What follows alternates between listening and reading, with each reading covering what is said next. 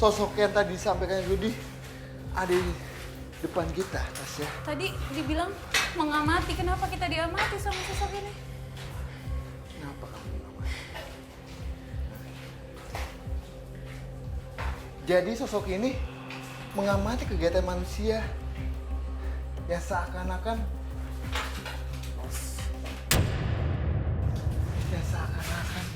kita mau melakukan sesuatu yang hubungannya dengan hal negatif. Rudi, Tasya.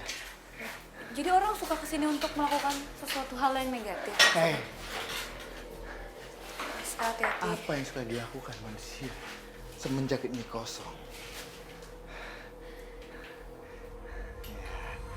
Jadi pada saat ini kosong, Iya Kak Den. Tasya, Rudi, tempat ini suka dibuat hal negatif yang bisa kita bilang anak-anak muda yang mempunyai pasangan suka datang sini dan apa ya? Berbuat asusila. Di tempat kayak gini. Iya. Hei. Oh, Mas Muhammad Muhammad. Oh, Mas Muhammad Muhammad. Oh, Mas Muhammad Muhammad. Oh, Mas Muhammad Muhammad. Oh, Mas Muhammad Muhammad. Oh, Mas Muhammad Muhammad. Oh, Mas Muhammad Muhammad. Oh, Mas Muhammad Muhammad.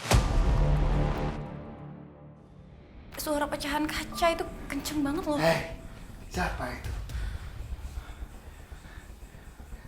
Tadi yang melakukan hal itu adalah teman-teman dia semua, Tasya. Dia bilang, itu teman saya yang melakukan hal itu. Kamu aslinya siapa? Asli sudah lama atau belum di sini? Oke, Kak Den masih coba dengan berkomunikasi dengan sosok yang memantau kita dari awal. Jadi kita masuk makhluk tempat ini adalah makhluk yang sudah lama sebelum bangunan ini, villa ini ada.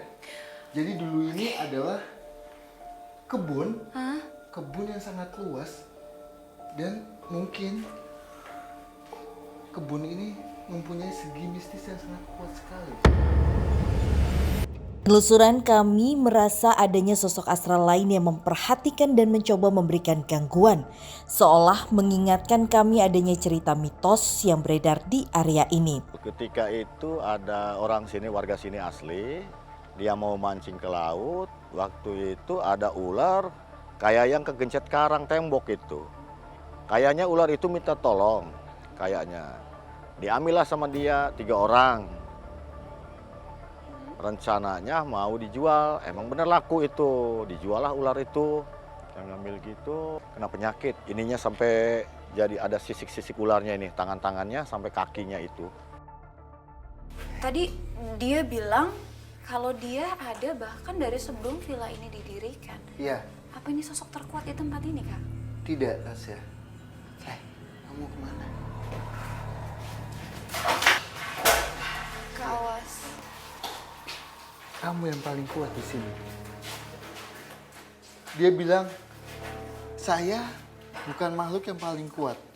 Tapi saya diminta atau diutus sama sosok yang paling kuat di villa ini atau di wilayah dekat sini. Tasya. Nah, dia bilang juga, sebenarnya banyak makhluk goib sebagai pendatang-pendatang yang bukan penghuni asli sini, Tasya. Melainkan pendatang-pendatang itu adalah semenjak ini kosong, makhluk yang lain itu datang, ya Gudi ya. Ada yang menjadi jin yang menjelma, yang menduplikasi sosok yang seakan-akan itu sosok yang sempat meninggal pada saat kejadian tsunami itu, Tasya.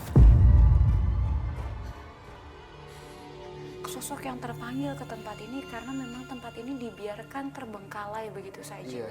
Dan kalau kita lihat dari sekeliling kita, tuh lihat deh. Ini udah bener-bener mulai dari tadi tangga udah banyak yang copot. Iya. Ini juga udah, aku nggak kebayang sih pada saat kejadian itu seperti apa chaosnya. Betul. Dan bahkan ini sampai di lantai 2 loh. Jadi tinggi banget, awas Kak.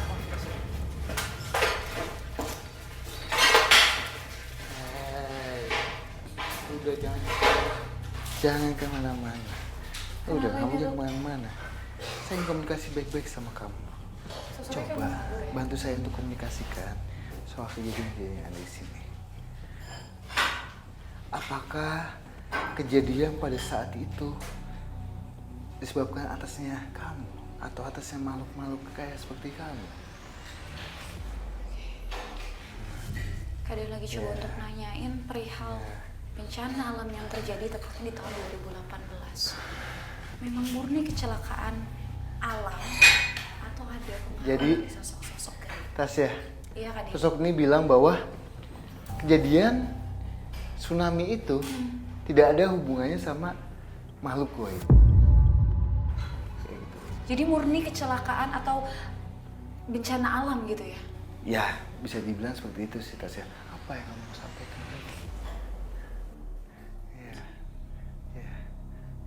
Jadi emang dia ngasih tahu saya bahwasannya adalah di villa ini, di wilayah villa ini, selagi masih hutan, itu sempat ada suatu perjanjian yang dimana dukun-dukun di sini tuh diminta untuk apa ya, membuang makhluk-makhluk gaib yang dianggap negatif.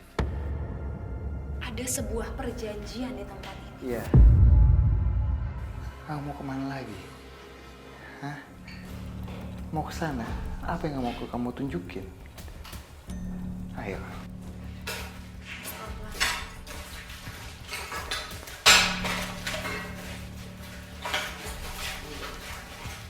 Kayaknya kekunci deh Kak. Saya nggak bisa ikut kamu, saya ikut tembus. Ya macam-macam. Membahayakan. Nggak bisa Kak, awas Kak. Ayo balik sini. Ayo. Masuk lagi, masuk. Ayo masuk. Lu terus awasin.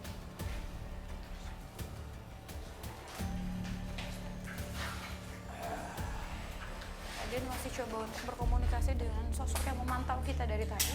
Dan sosok ini memang dari gelagatnya ini mencurigakan, seperti dia ini mengetahui sesuatu atau menyembunyikan sesuatu.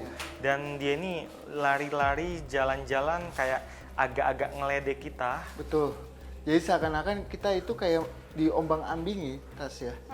Diombang-ambingi yang dimana kita itu tidak boleh ada yang dibahas katanya. Makanya dia berusaha menghindar dengan cara berpindah-pindah tempat. Iya. Ya, betul. Hai.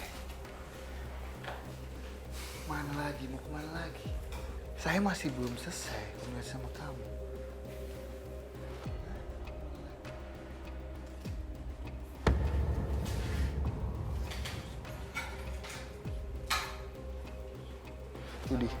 Udi, jaga tasnya dulu. Tasya sedikit mundur. Boleh. Kenapa nih? Kita memang terpaksa agak sedikit memaksa dia. Karena dia dari tadi betul-betul nggak bisa diajak kompromi. Saya tahu kamu lama di sini. Saya ingin ketahui soal kejadian apapun yang ada di sini. Dan kamu pun juga bukan sosok yang bisa saya bilang sosok yang meninggal. Mereka kan bukan.